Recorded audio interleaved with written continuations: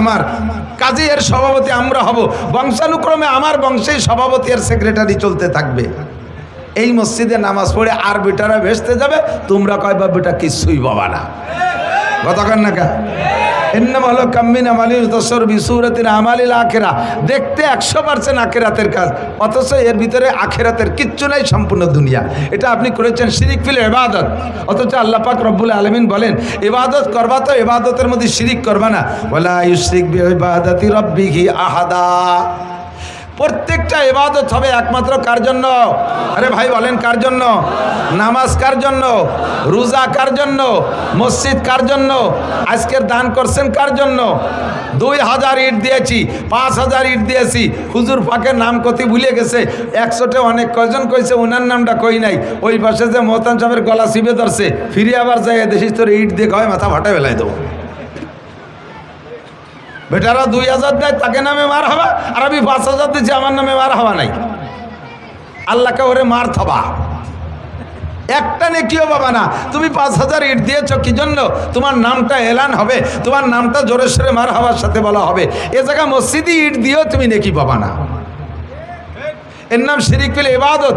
কাজ করে সেখান থেকে মানুষের কাছ থেকে প্রশংসার লোভ করা, ভালো কাজ করে ধর্মের কাজ করে মানুষের কাছে প্রশংসার লোভ করা, এর নাম হলো শিরিক ফিল ইবাদত। চাচা আপনি তো আগে নামাজ পড়তেন না, এখন তো ভালোই নামাজ পড়েন। আর কত কালে নামাজ না পড়ে উপায় আছে, বাড়ি ভিটিকে জ্বালায়, তিকার কায়দা নাই, সেই বাড়ি থারি কায়দা নাই, মসজিদে না আইছে উপায় নাই, এই জন্যই দায় ঠেয়ে মসজিদ দিয়েছে। এই হলো ইবাদত।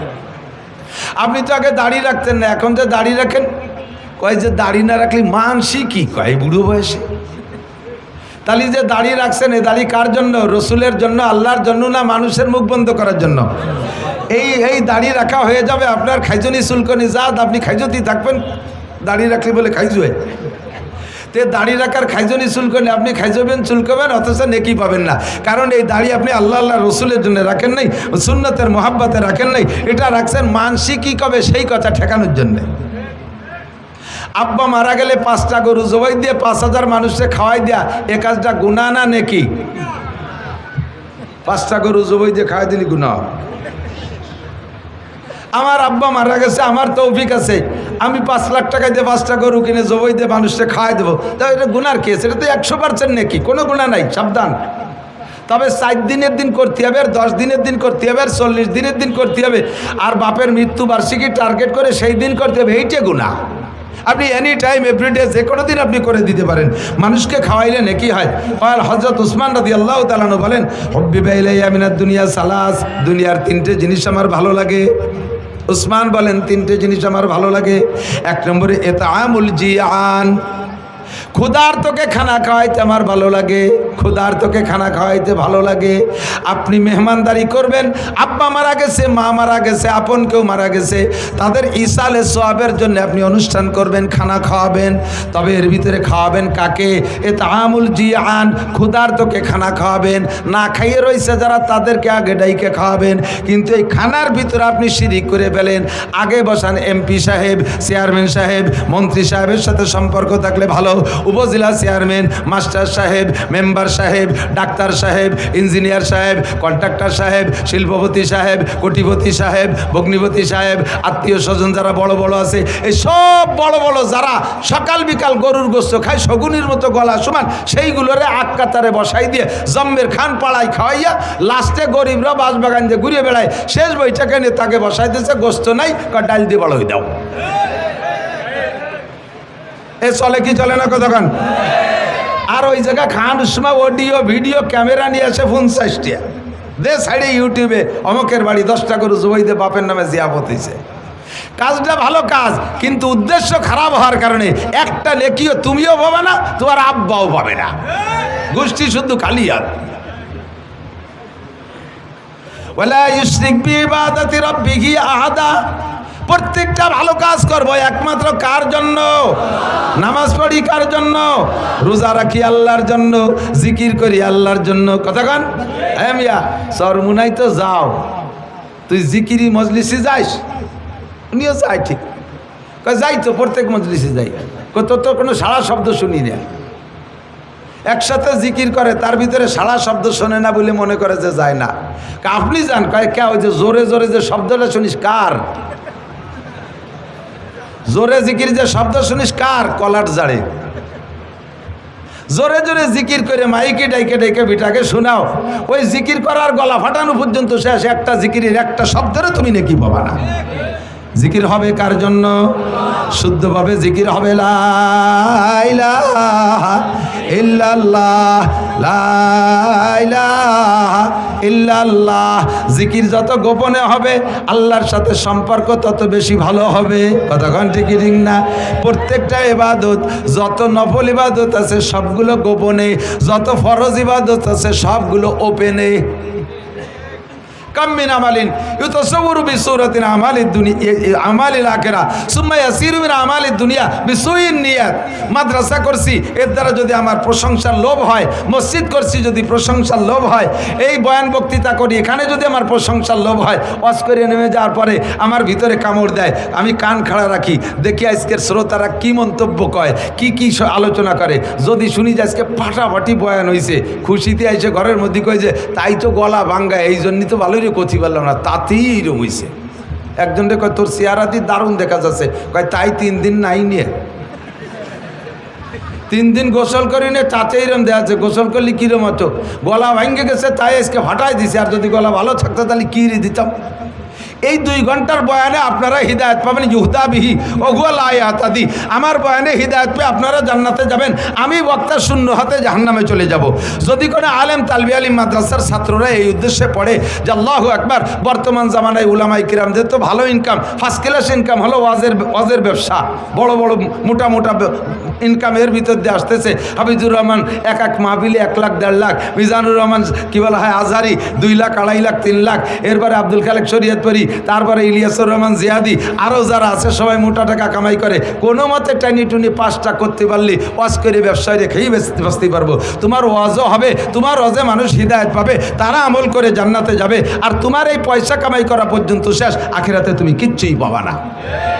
কাম্মিন আমালি ইউতাসাওয়ারু বিসূরাতিন আমালিল আখিরা, দেখতে আখিরাতের কাজ, অথচ তার পিছনে নিয়ত খারাপ হওয়ার কারণে আমি আলেম হইতেছি, পীর হব, দেশের মানুষ আমার কাছে মুরিদ হবে। পীর ব্যবসাটা বড় সহজ ব্যবসা। আরে আমরা বক্তারা 2 ঘন্টা আমরা খাইতে এই কামাই করি, ফাঁকি দিয়ে টাকি ধরে নিয়ে যাই না। এই ফ্যান চলতেছে উপরে, তারপরে ঘামি যাচ্ছি, 2 ঘন্টা খাইটে পিঠে গলা ফাটাইয়ে তারপরে কয়টা টাকা দেয়। আর পীরগে ব্যবসা কি কায়দা, সহজে বসে থায়ে জায়গায় বসে মুরিদরা মুসাফা করিয়ে বস্তা বইটে ডেলি দিয়ে চলে যায়। আমি যদি হুজুর হতে পারি বড় পীর হব, পীরও হবা হুজুরও হবা, তোমার কাছ থেকে মানুষে মুরিদ হইয়া আমল করে তারা জান্নাতে যাবে, তোমার ওই হাদি একা পর্যন্ত শেষ, তুমি এর দ্বারা আখিরাতে কিচ্ছুই পাবা না। কথা বলেন ঠিক ঠিক না? কাম মিন আমালিন ইউতাসাওয়ারু বিসূরাতিন আমালিল আখিরা সুম্মা ইয়াসিরু মিন আমালিদ দুনিয়া বিসুইন নিয়াত। এই জন্য নবী পাক হাদিস বলেন, আর বুখারী শরীফের একেবারে প্রথম হাদিস, ইন্নামাল আমালু বিন্নিয়াত, প্রত্যেকটা কাজ নির্ভর করে নিয়তের উপরে। আল্লাহ তাআলা আমাদের আজকের মাহফিলের ভিতরও নিয়তটা সহি করা তৌফিক দান করে, বলেন আমিন। বেশি কথা বলবো না, বেশি কথা বলবো না, যে কটা বলবো সে কটা মনে রাখার চেষ্টা করবেন। কিছু পুরনো আজ নিয়ে আসছি, কারণ সময় সাপেক্ষে। কোরআন হাদিস তো আল্লাহ পাক আল্লাহ রসুল এমনভাবে সাজাইছে যা 1500 বছর আগেও চলতো, আর 1,00,000 বছর পরেও যদি দুনিয়া থাকে তাহলে একইভাবে কোরআন হাদিস প্রযোজ্য হবে। কথা বলুন ঠিক ঠিক না? চলবে কি চলবে না? তো এক সময় বলতাম, গতানুগতিকভাবে বলে গেছি, বর্তমান প্রেক্ষাপটে এসব কথাগুলো আমাদের সামনে, চোখের সামনে চলে আসছে। আজকে দুনিয়া আছে না নাই? বাংলাদেশ আছে না নাই? পৃথিবী আছে না নাই? এই পৃথিবী একদিন থাকবে না, এ ঘটনা সত্য না মিথ্যা? কিয়ামত হবে কি হবে না? ধ্বংস হবে না? কিয়ামত 3 প্রকার, একটা হলো কিয়ামতে সুগরা, আর একটা কিয়ামতে উস্তা, আর একটা কিয়ামতে কুবরা। একটা হলো পার্সোনাল কিয়ামত, আর একটা হলো জাতিগোষ্ঠীর কিয়ামত, আর একটা হলো আন্তর্জাতিক কিয়ামত। এই 3টা কিয়ামতে ইজা ওয়াকাতিল ওয়াকিয়া লাইসা লিওয়াকাতিহা কাযিবা। কোরআনে সূরা ওয়াকিয়ার ভিতরে আল্লাহ পাক বলেন এই 3টে ঘটনা ঘটবে, 3টাই ঘটবে, আর 3টা ঘটার মধ্যে কোনো সন্দেহ নাই। পার্সোনাল কিয়ামত হলো মাম্মাতা কদ কামাত কিয়ামাতুহু ক্বালা রাসূলুল্লাহ সাল্লাল্লাহু আলাইহি ওয়াসাল্লাম, নবী পাক বলেন যে যেদিন মারা গেল তার কিয়ামত সেদিন হয়ে গেল। তার কিয়ামত সেদিন, যে যেদিন মারা গেল তার কিয়ামত হয়ে গেল। ওই আন্তর্জাতিক কিয়ামত আমরা দেখব না, সারা দুনিয়া যে ধ্বংস হবে ওইটা হলো ইন্টারন্যাশনাল কিয়ামত, আন্তর্জাতিক কিয়ামত। এই কিয়ামত এ জায়গা যারা বসা আছেন, আমি কসম খেয়ে বলি, এ জায়গা যারা বসা আছেন 6, 5, 2, 4 বছরে পোলাপান থেকে নিয়ে 70, 80 বছরে বুড়ো যারা আছেন, আমরা এখানে কেউ সেই আন্তর্জাতিক কিয়ামত দেখব না। সে সময় আমরা দুনিয়ায় থাকবো না, ওটা দেখবে ওই সময় যারা দুনিয়ায় থাকবে তারা। কতক্ষণ? আর অবশ্যই এখন যারা আছি তারা অত হায়াত পাবো না। বলেন যে যদি আগামী শুক্রবারে কিয়ামত হয় তাহলে পাবো না কেন? মানে অত গুড় আইশ্বর না। আগামী শুক্রবারে কিয়ামত হবে না, কিয়ামত হবে মুহররমের 10 তারিখ। কয় তারিখ? আলে একটু কথা কয় না আমার সাথে। কয় তারিখ কিয়ামত? কয় তারিখ? আগস্টের 5 তারিখ। কিয়ামত কয় তারিখ? আগস্টের 5 তারিখে একটা কিয়ামত হয়ে গেছে, এটা হলো সেকেন্ড কিয়ামত। এটাকে কিয়ামতে উস্তা, একটা জাতিগোষ্ঠীর কিয়ামত। আর আন্তর্জাতিক কিয়ামত যেটা সারা দুনিয়া জুড়ে হবে, এটার তারিখ আল্লাহ পাক বলেন ইন্নাল্লাহা ইনদাহু ইলমুস সাআ। ওই কিয়ামতটার তারিখ একমাত্র কে জানে? আল্লাহ জানে। কথা বলেন ঠিক ঠিক না? তো মুহররমের 10 তারিখে কিয়ামত হবে। কয় তারিখ? এবং সেদিন শুক্রবার হবে। 4-5 বছর আগে সম্ভবত, আমার মনে হয় 4-5 বছর আগে এইরকম হঠাৎ করে ডায়েরি খুলে দেখি আর 2 দিন পর শুক্রবার, তাও মুহররমের 10 তারিখ। যে এই বারান কাবি উঠছে, আল্লাহ এইভাবে মিলিয়ে গেল, তাই তো আর থাকতে পারলাম না, কিয়ামত তো হয়েই যাবে। পরে আমি কোরআন হাদিস মিলেই দেখি কিয়ামতের আগে বড় 10টা ঘটনা ঘটবে। ওই 10টা ঘটনা না ঘটা পর্যন্ত কিয়ামত হবে না।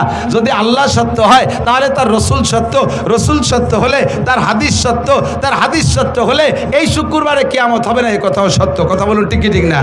তার ভিতরে একটা হলো দাজ্জাল আসবে। অরিজিনাল দাজ্জাল 1 চোখ কানা, অর্থাৎ 1 চোখ কানা আর 1 চোখ আছে। এ আবার দেখলে বোঝা যায় যে এই চোখটা কানা হয়ে গেছে, এইটা আছে, কিন্তু এর জায়গাটা তো রয়ে গেছে। কিন্তু তা না, এই দাজ্জালের পুরো কপালে মাত্র একটাই চোখ হবে। ওর ডান হাতে থাকবে দোজক আর বাম হাতে থাকবে বেহেশতে। আসলে উচিত ছিল কি, বেহেশতে কোন হাতে? ডান হাতে। আর দোজক থাকলে ওর বাম হাতে বেহেশতে আর ডান হাতে দোজক। ওর কথা যে শুনবে তাকে লাখ লাখ কোটি কোটি টাকা দিয়ে দুনিয়ায় প্রতিষ্ঠিত করে দেবে, এর নাম হলো জান্নাত। তার কথা যে না শুনবে তাকে মেরে এপাশে ফেলাই দেবে। তার হাতে থেকে কেউ বাঁচতে পারবে না যদি কেউ তাকে মারার ইচ্ছা করে।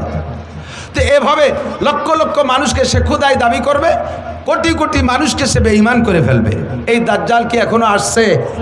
অতএব আগামী শুক্রবারে কিয়ামত হবে না। ঈসা আলাইহিস সালাতু ওয়াস সালাম আবার আসবে, বিশ্বাস হয়? কথা কন? আসছে, কাজেই আগামী শুক্রবার কিয়ামত হবে না।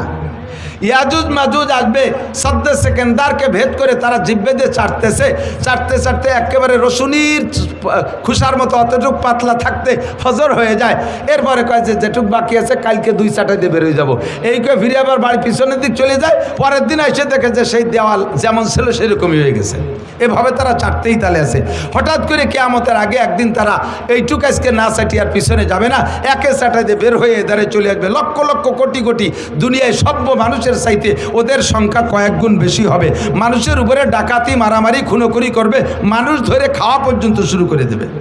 কয়েকদিন পর্যন্ত সারা দুনিয়া এভাবে অরাজকতা সৃষ্টি করার পরে আল্লাহর পক্ষ থেকে বিশাল একটা বৃষ্টি আসবে। ওই বৃষ্টিতে ওরা সব ধ্বংস হইয়া সাগরে ভেসে চলে যাবে। এ ঘটনা কি ঘটছে? অতএব আগামী শুক্রবারে কিয়ামত হবে না, ভয় নেই। দাব্বাতুল আরদ, একটা প্রাণী আসবে, তার 4টে পা আছে, আবার 2টে হাত আছে। প্রাণীটা এত বড়, সে মাটিতে বসলে 1.5 বিঘে জায়গা লাগবে। কতটুক আপনার সমান হবে না? মাটিতে বসলে 1.5 বিঘে জায়গা লাগবে। এত বড় প্রাণী। ডান হাতে থাকবে মুসা আলাইহিস সালামের লাঠি, বাম হাতে থাকবে সুলাইমান আলাইহিস সালামের আংটি। মাত্র 40 দিনের ভিতরে সারা পৃথিবীতে যত হাজার কোটি মানুষ থাকুক না কেন, সমস্ত মানুষকে 2 ভাগ করে ফেলবে। সুলাইমান আলাইহিস সালামের আংটি দিয়ে মানুষের কপালে টাচ দেবে, ছোঁয়া দেবে। যদি লোকটা কাফের হয়, বেঈমান হয়, তার চেহারাটা একেবারে ব্ল্যাকবোর্ডের মতো কালো হয়ে যাবে। মুসা আলাইহিস সালামের লাঠি তার ডান হাতে, ওই লাঠি দিয়ে কপালে লিখবে কাফার, অর্থাৎ কাফের। আর যদি লোকটা ইমানদার হয়, আংটি দিয়ে ছোঁয়া দেওয়ার সাথে সাথে চেহারাটা উজ্জ্বল ফুটফুটে ফর্সা চাঁদের মতো হয়ে যাবে। কপালে লিখবে আন্তা মোমেন, তুমি একজন ইমানদার, তুমি মোমেন। এভাবে 40 দিনের ভিতরে ওই একটা প্রাণীতে সমস্ত মানুষকে 2 ভাগ করে ফেলবে। এ ঘটনা কি ঘটছে? অতএব আগামী শুক্রবারে কিয়ামত হবে না। এরপরে পরপর লাগাতার 3 রাত 3 দিন পর্যন্ত 72 ঘন্টা পর্যন্ত দুনিয়ায় সূর্য উঠবে না। 72 ঘন্টা দুনিয়ায় সূর্য উঠবে না, কোনো আলো থাকবে না, কারেন্ট জ্বলবে না, আলোবাতি জ্বালাইতে পারবে না, আগুনের বাতিও থাকবে না, সারাটা দুনিয়া অন্ধকার। এক তো সূর্য উঠছে না, দুনিয়ার কোনো বাতি নাই, তাহলে বোঝেন অন্ধকারটা কেমন হবে। আর ওদিকে সূর্য যখন উঠছে না, মানুষে তখন ভীত সন্ত্রস্ত হইয়া কান্নাকাটি শুরু করে দেবে, পাগল হয়ে যাবে, পায়খানা করে কাজ শুরু করবে, পানি খুঁজে পাবে না, বিশাল একটা মিনি কিয়ামতের একটা পরিবেশ হয়ে যাবে। এই কান্নাকাটি করতে করতে করতে করতে পশ্চিম আকাশ থেকে সূর্য উঠবে। সূর্যটা এ পাশ থেকে উঠবে না, পশ্চিম আকাশ থেকে উঠবে। তবুও সূর্য যখন উঠছে মনের ভিতরে কিছু একটা প্রশান্তি, যে আলো তো হলো। এরপরে এই সূর্যটা উঠতে উঠতে মাঝ আকাশে আসবে, আবার পশ্চিম আকাশে ডুবে যাবে। পরের দিন থেকে আবার নিয়মতান্ত্রিক সূর্য উঠবে। এই সূর্য যে ব্যাক হয়ে গেছে, ফিরে আসছে, এই ফিরে আসার পরে সমস্ত মানুষের ভিতরে চেতনা আসবে, আহা সর্বনাশ হয়ে গেছে। ওলামায়ে কেরামের কাছ থেকে শুনতাম সূর্য পশ্চিম আকাশ থেকে উঠবে। হাদিসে আসছে আল্লাহ নবী বলেন, সূর্য একবার পশ্চিম আকাশ থেকে উঠে আসার পরে আবার যখন ডুবে যাবে, এরপরে মানুষের যতই বুঝুক এই বুঝে কোনো কাজ হবে না।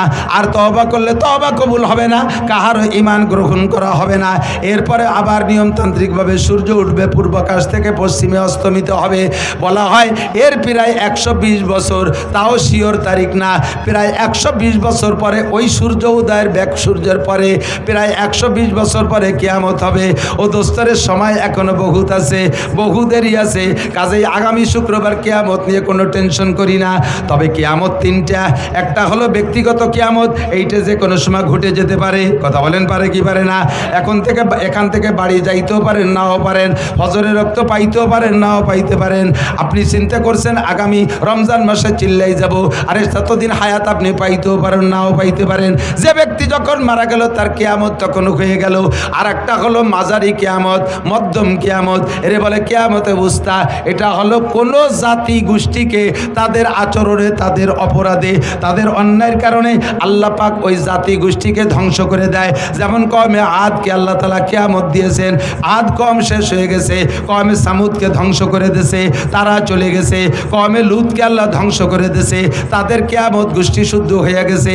এমন করে এখনো পর্যন্ত হতে পারে কোনো জাতিগোষ্ঠীর আচরণে যদি আল্লাহ পাক অখুশি হয়ে যায়, ওই কওমকে আল্লাহ তাআলা ধ্বংস করে দেয়। একে বলে কিয়ামতে উস্তা। আর একটা হলো কিয়ামতে কুবরা, অর্থাৎ সারাটা দুনিয়া ধ্বংস হবে। আল্লাহ পাক বলেন, ইযা ওয়াকাতিল ওয়াকিয়া লাইসা লিওয়াকাতিহা কাযিবা, যেই ঘটনা ঘটবে ধ্বংস হবে, ওই ঘটনার মধ্যে কোনো সন্দেহ নাই। সেইটা কবে হবে সম্পর্কে সাহাবায়ে কেরাম জিজ্ঞেস করেছেন নবী পাকের কাছে। জিবরিল আলাইহিস সালাম আদম আলাইহিস সালাম থেকে নিয়ে কিয়ামতের সংবাদ দিয়ে আসতেছে। সব নবীরাই জিবরাইলের কাছে কিয়ামতের নির্দিষ্ট তারিখ চান, কিন্তু জিবরিল বলেন মা নাবি আলামা মিনাস সাইল, আমি তুমি জিজ্ঞাসাকারীর চাইতে এ বিষয়ে আমি অতটা বেশি ভালো জানি না। কিয়ামতের তারিখ আল্লাহ পাক আমাকে বলেন নাই। তবে কি জিবরিল আলাইহিস সালাম সব নবী রাসূলকে কিয়ামতের কিছু পূর্বাভাস বলেছেন। আমিও মাঝে মাঝে বলে থাকি। এই হাদিস আপনাদের কাছে আমি বর্ণনা করেছি।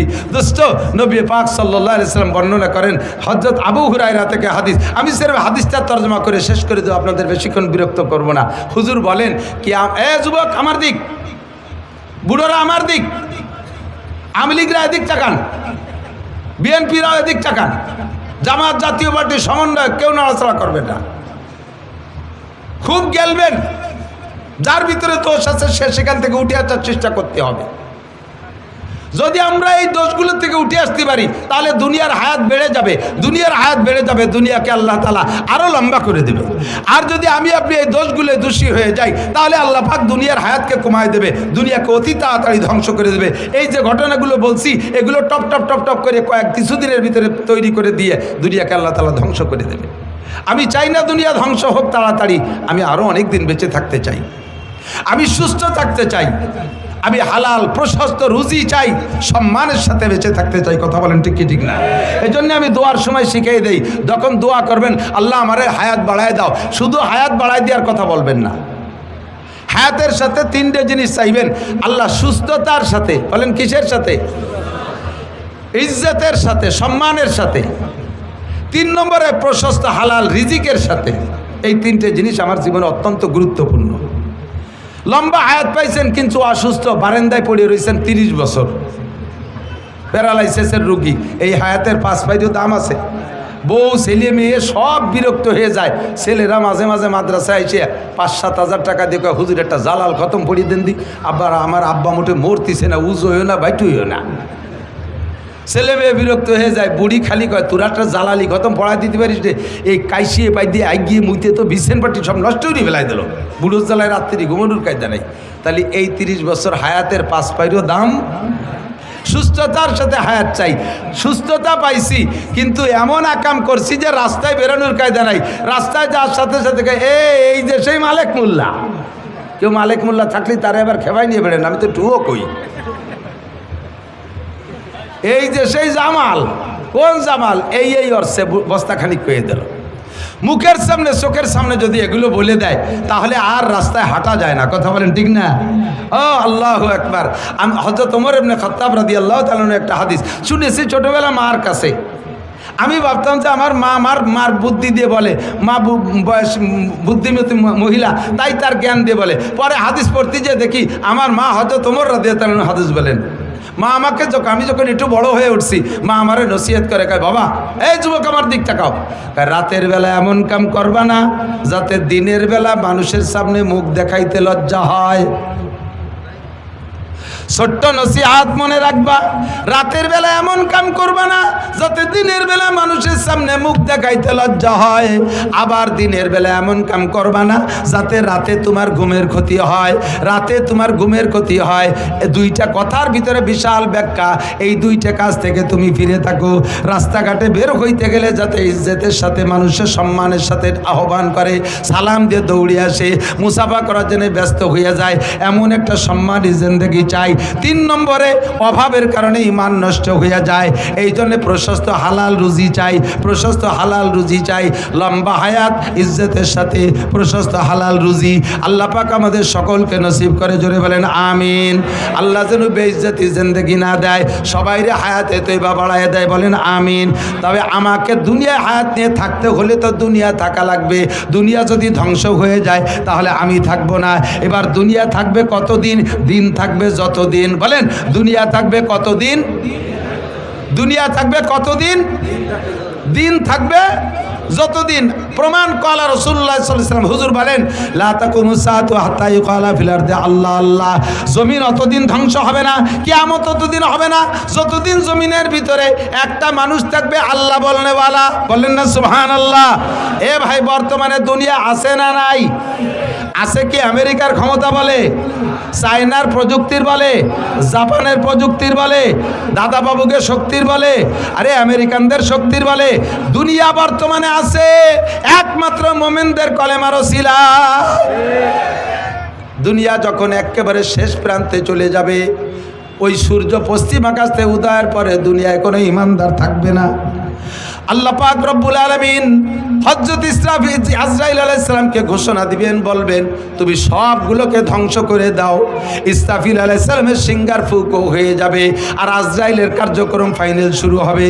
সারা দুনিয়ার সমস্ত প্রাণীকে মুহূর্তের মধ্যে ধ্বংস করে দেওয়ার পরে আল্লাহ পাক আজরাইল আলাইহিস সালামকে ডাইকে বলবে, ও আজরাইল কি পরিমাণ মারছো, কি পরিমাণ মারছো?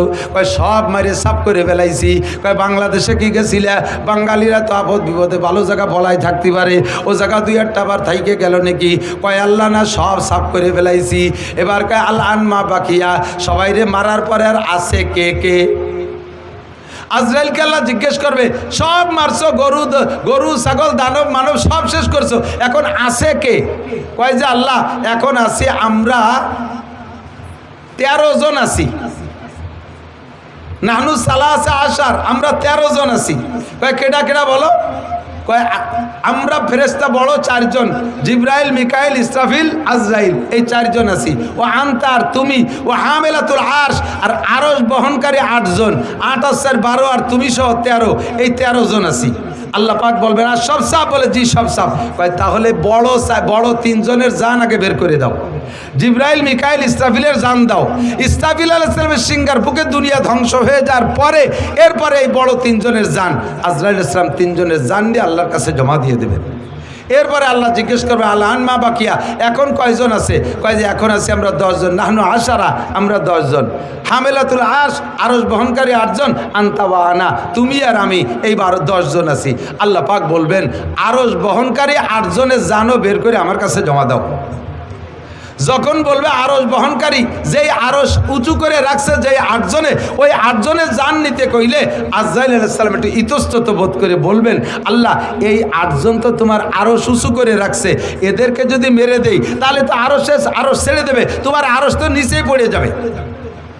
তাহলে এই 8 জনের বাদ দিয়ে আর 6 তো সাফ করে দিছি, এ পর্যন্ত থাকলে কেমন হয়? আল্লাহ পাক রব্বুল আলামিন বলেন আজরাইল তাহলে তুমি কি মনে করো আমি এই আরশ বহনকারী 8 জনের কাছে ঠেকা? তুমি পড়ো কুল হুয়াল্লাহু আহাদ, আপনারা একটু পড়বেন কুল হুয়াল্লাহু আহাদ আল্লাহুস সামাদ লাম ইয়ালিদ ওয়া লাম ইউলাদ ওয়া লাম ইয়াকুল লাহু কুফুয়ান আহাদ। হে আজরাইল তুমি বলো কুল হুয়াল্লাহু আহাদ আল্লাহুস সামাদ, বলো সেই আল্লাহ একক আল্লাহুস সামাদ, আল্লাহ ওয়া মুখাফেক্কি, আল্লাহ কাহারো কাছে ঠেকানা। আরশ বহনকারী 8 জন ফেরেশতা আল্লাহকে উঁচু করে রাখছে, তাই আল্লাহ উঁচায় আছে, নইলে ওরা ছেড়ে দিলে আল্লাহ পড়ে যাবে। তোমার আল্লাহ এমন আল্লাহ না, দুনিয়ার দেবদেবীর মতো নয়। বছরের শেষে যাইয়া দেবদেবীদের রং নষ্ট হয়ে যায়। তোমরা জেনে রাখো সিবগাতাল্লাহি ওয়া মান আহসানু মিনাল্লাহি সিবগা। আরে দুনিয়ায় রং আছে, আমি আল্লাহরও রং আছে। আমি আল্লাহর রং কোনোদিন ওঠে না, তোমাদের দেবদেবীর রঙের মতো রং উঠে যায় না। তোমাদের দেবদেবী বছরের শেষে দুর্বল হয়ে যায়, পিছন দিয়ে বাঁশ ঢুকোই দিয়ে রাখা লাগে, এপাশ তো ওপাশ দিয়ে বাঁশ বাঁধাই দিয়ে রাখা লাগে। আমি আল্লাহ পাককে দুর্বল মনে করো না, আমাকে ওভাবে আরশ বহনকারী 8 জন ফেরেশতা উঁচু করে রাখা লাগে না। আমি আল্লাহ তাআলা নিজ অবস্থানে থাকতে পারি। কথা বলুন ঠিক কি ঠিক না? বলতে চাই না বাংলাদেশ আমরা কয়েক জাতির দেশ, মুসলমান, হিন্দু, বৌদ্ধ, খ্রিস্টান, আমরা মিলে মিশে আছি মহব্বতের সাথে। কথা বলুন ঠিক কি ঠিক না? আপনাদের এলাকায় হিন্দু আছে না? মুসলমানদের দোকানেও যে মাল আছে হিন্দুর দোকানেও সেই মাল আছে। আমরা কোনো ভেদাভেদ করি না, মুসলমানের দোকানের থেকে না কিনে হিন্দুর দোকানের থেকে মাল আমরা কিনি না, কোনো ভেদাভেদ করি না। কিন্তু ভারতের ভিতরে সেখানে ঘোষণা দিয়ে দিয়েছে কয়েক মন্ত্রী, মুসলমানদের দোকানের থেকে কোনো মাল কিনবি না, মুসলমানদেরকে ভূমি বর্গা দিবি না, জমি বর্গা দিবি না, মুসলমানদেরকে কর্জ দিবি না, মুসলমানদের সাথে কোনো লেনদেন হবে না। এভাবে তারা সেখানে বৈষম্য তৈরি করে রাখছে। এর ভিতরে মৌলানা মিজান বলেছে ভারতের ভিতরে এক ঠাকুর, সেই ঠাকুর আমার নবীর মূর্তি বানায়, নবীর মূর্তির নাক ভাঙে। তুমি ওই দেশে নাক ভাঙবা, আমাদের এদেশেও তোমাদের অনেকের নাক আছে। ভাঙ্গার মানুষ বাংলাদেশে আছে না নাই? কথা বলেন আছে না নাই? তোমরা মূর্তিরে যত মোহাব্বত করো তার চাইতে লক্ষ কোটি গুণ মোহাব্বত করে মুসলমান তার নবীকে। তারা নবীর জন্য জীবন দিতে প্রস্তুত আছে। বলিলে চুপ করে থাকি। বাংলাদেশ মুসলিম সংখ্যাগরিষ্ঠ দেশ, ইসলামী সংবিধান হলো মুসলিম সংখ্যাগরিষ্ঠ দেশে মুসলমান যদি শাসক হয়, ওই দেশে মুসলমানরা থাকলে তাদের ধর্মীয় অনুভূতির পর আঘাত করবা না, তাদের মন্দির মূর্তি ভাঙবা না, তাদের ধর্মীয় বিষয় সমালোচনা করবা না। যদি করো তাহলে গুনাহ হবে। আমরা সেই উসুলের পর সেই ইসলামের সেই নীতির উপরে আমল করে তোমাদেরকে কিচ্ছু বলি না। কিন্তু তোমরা যে ওই জায়গায় বসিয়া পদে পদে জ্বালাবা, আবার এই দেশে বসিও, এই দেশে বহু হিন্দু এলাকা আছে এখনো পর্যন্ত সে জায়গা 2-1 মুসলমান থাকলে তাকে গরু কুরবানি দিতে দেয় না। বাংলার জমিনে থেকে কত বড় স্পর্ধা, সরকারের ছত্র ছায় থাকে এত বড় বাহাদুরি করো, তারপর আমরা কিছু কই না। কিন্তু এই মুহূর্তে আর বাড়াবাড়ি করো না। তোমরা দেশের মেহমানের মতো থাকো, আমাদের কাছে যত্ন পাবা। কথা বলেন ঠিক ঠিক না? বাড়াবাড়ি করবা তো গাড়িতে যদি চাইতে যায় তাহলে কিন্তু মেহমান আরও বাড়ি বেশিক্ষণ থাকতে পারে না। সাবধান হয়ে যাও। আল্লাহুস সামাদ, আমার আল্লাহ অমুখাপেক্ষী, আরশ বহন করে 8 জন ফেরেশতার কাছে ঠেকা নয়। এরপরে ফেরেশতা আজরাইল আলাইহিস সালাম 8 জনের জান বের করে দিয়ে আল্লাহর কাছে জমা দেওয়ার পরে বলবে, জিবরাইল আল আন মা বাকিয়া, এখন কেডা কেডা আছে? আনতা ওয়া আনা, তুমি আছো আর আমি আছি, আর সব সাফ। আল্লাহ পাক বলবেন, আনা হাইয়ুন কাইয়ুম, আমি চিরস্থায়ী চিরঞ্জীব, লা আমুতু ওয়া লা আহইয়া, আমি মরিও না বাঁচিও না, আমি থাকবো। কুল্লু শাইইন হালিকুন ইল্লা ওয়াজহুল্লাহ, সব শেষ হয়ে যাবে, শুধুমাত্র অবশেষে থাকবে কে? আরে ভাই জোরে বলেন কে? এবার আজরাইলকে আল্লাহ বলবেন, আজরাইল এবার তোমার জানটা বের করে দাও। আজরাইল বলবে, আল্লাহ আমি তো সবাইরে মারছি, আমারে কিরা মারবে? আমারে মারার আজরাইলকে? আল্লাহ পাক বললেন, তুমি আত্মহত্যা করবা। পদ্ধতি কি? রিভলভার কানে বাঁধাই দিয়ে তুমি গুলি এড়িয়ে দেবা, পিস্তল মাথায় লাগাইয়া গুলি করে দিবা তা না, তুমি তোমার বুকের উপরে হাত দিয়ে মুঠ করে টান দিবা।